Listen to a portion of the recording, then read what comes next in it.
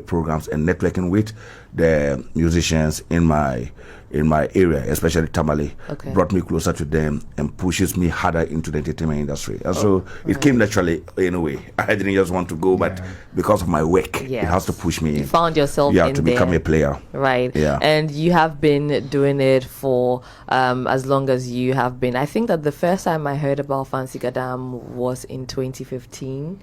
Yes, well, exactly. 2015 was the first time I heard about Fancy Gadam. But for you, how did you come to work with Fancy?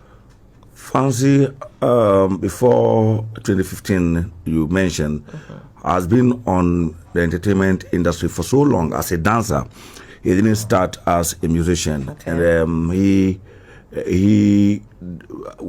together with some people, formed a dancing group. Until he decided, I didn't put him into the music industry. He decided to be a musician. And so at the time, it was very difficult because he was coming into the midst of so many great musicians, so it was very difficult to penetrate. God willing, at the time, I became also popular, in my circle. So I realized that this guy is somebody who is pushing to be known, who is pushing to be on the top, but they were not giving chances to either perform on stages or head on radio through interviews. Even in the north? Yes, there were a lot of musicians you don't hear of. Right. Yeah, even up to now, there are a lot of talents you don't hear of. They just fancy. And that's also why we are having this conversation. Yeah, Fancy Makazu. They are just fortunate to have emerged for you to be hearing from them. Apart from that, we had great talents who had even the spotlight before. So I took Fancy Gadam as a person. He didn't come to me, for promotion, but I realized he was striving, putting a lot of work to be heard. As a radio presenter and an influential radio presenter for that matter, picked him up from there, When I say I brought him up, it was through promotions, playing his music, using him against. Because I'm the controversial type. Oh, yeah. you see me here, very cool. When I get to my radio program, talk your mind. Oh, it doesn't. It's not as cool. I forced Fancy Gadam through that. Right. Hit them with Fancy at the time when Don Sigley, Lil K had the spotlight, just like Makasu Fancy have the rivalry. They also had that rivalry at the time. The names again, please. Don Sigley, and Lil K. Lil K. Yes. Okay. They had the spotlight and people were following them. They could fill venues for concerts like Fancy is doing now. Okay. Wow. But I stood my ground and said, no, Fancy is the man. Did you get any pushback? Sorry, did you get any pushback for that? Yeah. Because like you said, you stand your ground. These two are I was insulted. I was vilified. Whoa. Yes, I was called a hater because at the time everybody for was promoting an artist. Yes, because at the time everybody like Lucky Don Sigley. They are the main men. Why am I talking about Fancy? Why am I pushing? Wow. Why am I pushing Fancy to them when I know Fancy has seniors who are doing well? So I stood my ground. And for me, what keeps me going is when I'm doing something and you insult me. That's your fuel. Yes, to stop. Especially when that thing is not bad. Okay. And you want me to stop and you insult me, I do more. You do more. I do more. I think that we need a lot more Mr. Tells. Yes. Right? Yeah. Because you will tell it as it is. Right? So, I like that. And then also now the industry will appreciate, a lot more talents that we don't look up to or we don't look at all, right? Yes. But Mr. Tell, you mentioned that people were not giving them or giving Fancy the chance to perform, but we will think that it's different there because then you create sort of like a family or a community over there when people get to know you, right? So who are these people that you speak on who were not giving Fancy the chance to perform at the time? Industry players. Okay. And the musicians, I'm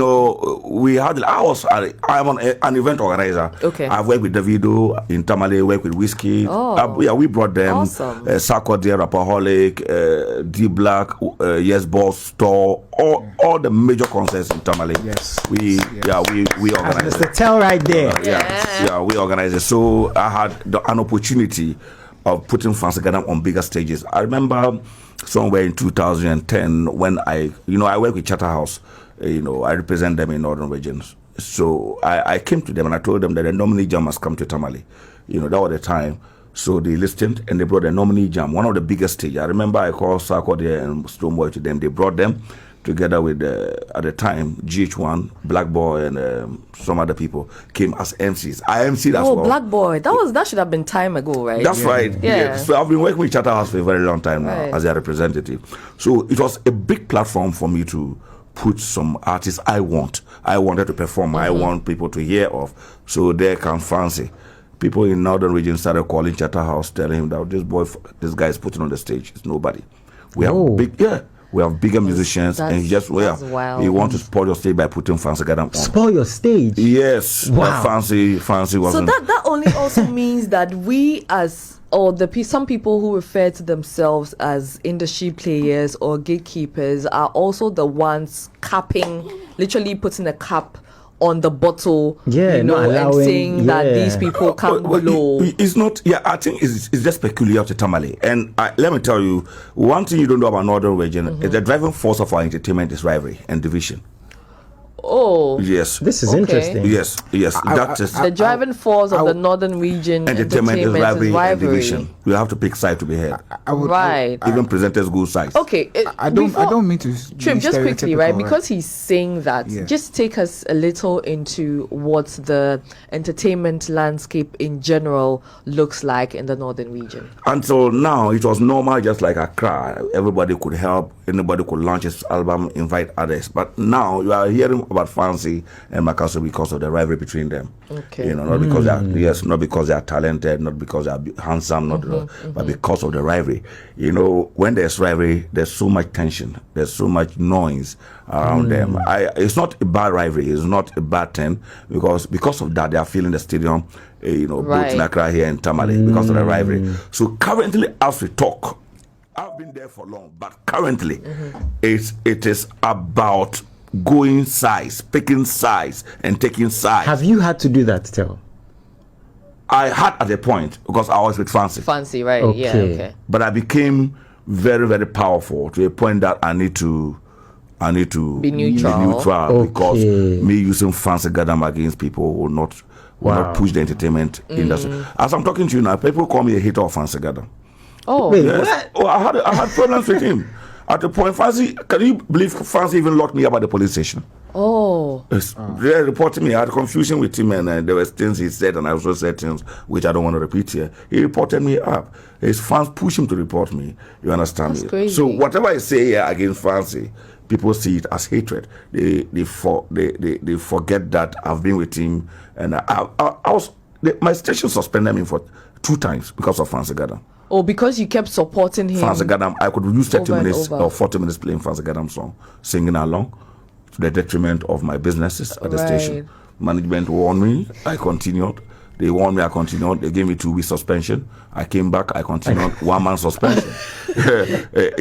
Just because of Fancy Gadam. Because I was doing this not because of him. I was using him to prove people wrong. I was using him to let people know that I am powerful. And I can, I can direct the industry the way I wanted it. And I had it. So at a point, Makasu emerges because Fancy Gadam also, we launched his video album through Front Page Entertainment, headed by Wakaso, the footballer. Yes. Oh, okay. So he brought me on board too. Well, when he wanted to manage Fancy mentioned me. Wakaso wanted to manage Fancy to help them. Okay. And the Front Page. So finance it. Right. Yeah. Okay. So Fancy mentioned me to him as a what's it called? As a promoter. So Wakaso reached out to me, and we finalized, and I became an official promoter for Front Page Entertainment, where he picked Lil K, Don Segale, and Fancy.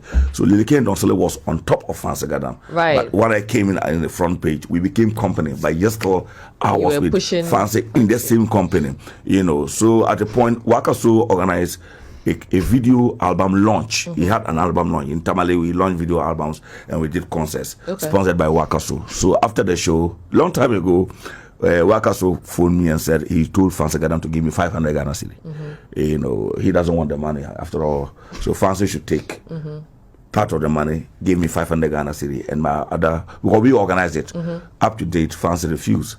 That brought my feud with him. That brought the. So I realized that it's not about the money. The money was nothing. But after suffering, you've been there for him, right? So it only makes human up sense. To date, he ran away with the 500 Ghana cedi. So I said, this guy will show you. I'm sorry. How long ago was this, please? Just for context. I was going to ask. This was 2010. 2009, 2010. Okay. So that was 2009, 2010. So 500 cities was a big deal. It was. Yeah. And I told he went away with the money, but I said, no, I will bring Fancy Gadam down. He's just lucky. Well, he was big, and to bring him down is not easy. But the only way I could do that was to use another person against him. So who did you use? Macasio. So you are the same person who used. Yeah. No, it's going to be a long conversation. Please, it's only 9:44. No, we need to get into it, because this is also now telling us the role that industry players and the media play in pushing artists, right? So we need to get into how you use Macasio, and then how Macasio also became a household name in the North for us to hear. I just want to know one thing. I think, I mean, there's so many, we can mention so many names. I get the rivalry with Macasio and Fancy Gadam, and I can mention a few other names, Sister Tell. I don't know if that's also Sister something. There's also another guy, Mafia. There's so many people from the North, right? We have Wiala as well. Yes. We have Atongo, Fadlan, which child is coming up? Yes. Recent time, Rich Kid, Linko Boy. Yeah, we have music great talent. So I mentioned these names because you mentioned how division is sort of the driving force of the entertainment space.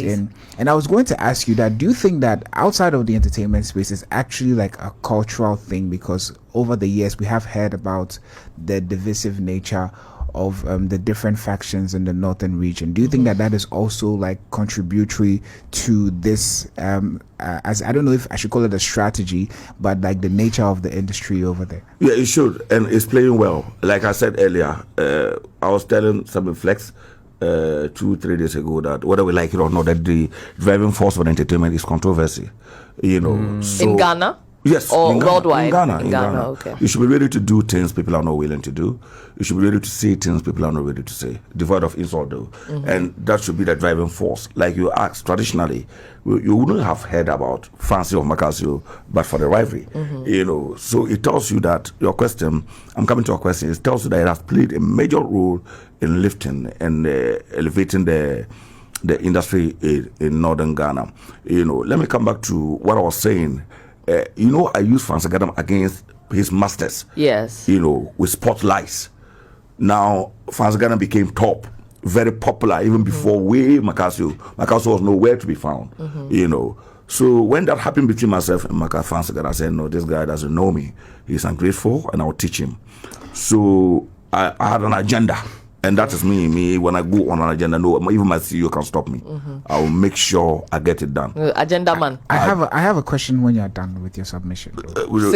Yeah, no problem. Yeah. So when that happened, I said I picked. Macasio had came out. He was a musician. I didn't introduce him to the music, right? But he had came out with a single. Okay. And it was just dominating within his area and something. Right. I'm a radio presenter. How did you get to know about Macasio before you continue the story? Someone introduced him to me. Okay. He was in a group with another person. Okay. Vision. Okay. He came out as a group. Okay. They were in a group, 2 people. Okay. So you said he was known just in his area. Yes. So I picked Macasio. I said, no, this guy, because I needed someone way down to use him against Fancy, let him know that Fancy is nobody. Just to also prove your power. Right. I have a question. Right. I have a question, Lenny. So in line with that. Yes, in line with that. I mean, we've had several conversations about power play and then what's it called, gatekeeping, right? Now, I mean, in your based on your submission and how you've wanted to, you had your own agenda. Yeah. Do you think that it is? I don't want to make this a question of whether it's right or wrong, but do you think that it is important for us as stakeholders? I wouldn't even say gatekeepers, because we are all part of the industry. We play a very important contributory role to it. Do you think it is ethical, right, for someone of your stature, right, who has the power to make and unmake people, to have a personal agenda and to feel like maybe because I don't want to call it an ego trip or anything. You're talking towards professionalism or something? Yes, I'm speaking about professionalism, because I feel like personal sentiments shouldn't have to come into the foray when you're dealing with artists based on maybe a relationship that you have, your very much aware relationship. So how do you feel like that factors into the retrogression of the industry? Because we do not see it going forward sometimes because of these personal issues. So I'm trying to understand, because in your submission you have mentioned how you have tried to use different factions because against each other. I mean, the controversy helps, but also when it's stemming from a place where it feels like it's personal and you're trying to prove a point let's just take it that I was unprofessional.